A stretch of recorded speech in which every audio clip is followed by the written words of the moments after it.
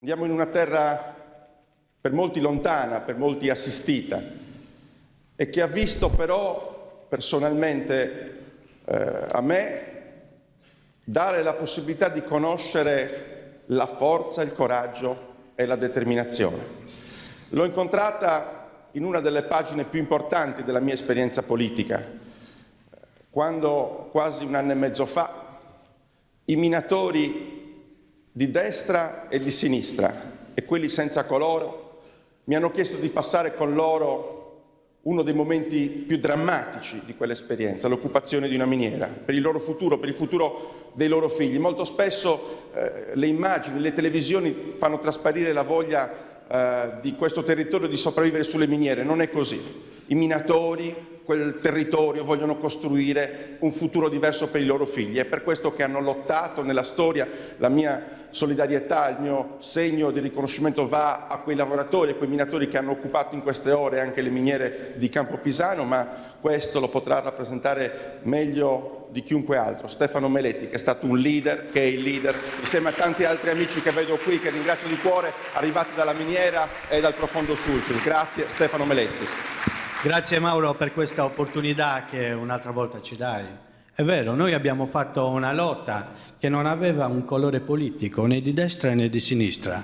L'abbiamo chiamata, aveva una bandiera bianca che era la bandiera del pane. Molti non l'hanno capita, proprio perché gli uomini di destra e di sinistra avevano un unico obiettivo: dare certezza alle proprie famiglie.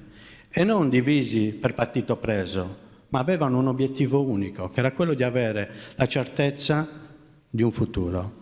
Oggi l'amica ha parlato di archeologia, oggi ancora un po' ci stanno dicendo che noi rappresentiamo l'archeologia mineraria, perché nelle sedi stanno decidendo la chiusura di questa miniera di carbone. Ma non sono venuto qui a parlare di carbone, sono venuto qui a parlare di un obiettivo. Nella vita politica si parla di manifesti, progetti.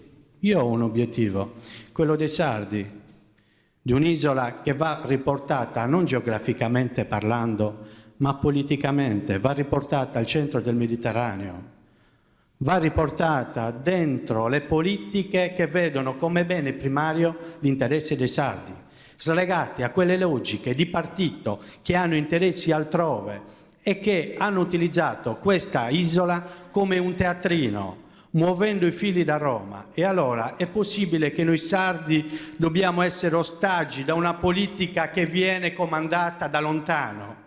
E allora Mauro, mettiamo in piedi questo obiettivo, quello di riunire i sardi, e purtroppo qui dobbiamo mettere in piedi una maturità. Non ci dobbiamo dividere con le bandiere. La bandiera è quella del pane. Non possiamo noi sardi dividerci per la bandiera di un partito. Dobbiamo essere tutti uniti verso un obiettivo che è il bene dei sardi. Non può essere la divisione tra territori. Continuo a dire, qui abbiamo una specificità, è quella sarda, è la nostra cultura, abbiamo tanto. Bisogna, come ho già detto e come ci siamo già detti, riscrivere in questo libro maestro e riscrivere la storia dei sardi in termini di sviluppo, in termini di nuove iniziative. E sta parlando un minatore. Di nuove iniziative, di una nuova forma di sviluppo. Abbiamo le basi, abbiamo la pastorizia e quello deve essere un punto fermo per tutti i sardi. Vanno aiutati quelle imprese, non sono degli ovili, sono delle imprese che producono reddito in Sardegna, è un pezzo importante. E parla un sulcitano di questo. Quindi dietro quella bandiera che deve unire tutti i sardi, abbandoniamo gli stendardi, ognuno con la propria bandierina. Qui abbiamo un'unica cultura che ci deve unire e ci deve dare la possibilità di andare avanti. Grazie Mauro nuovamente.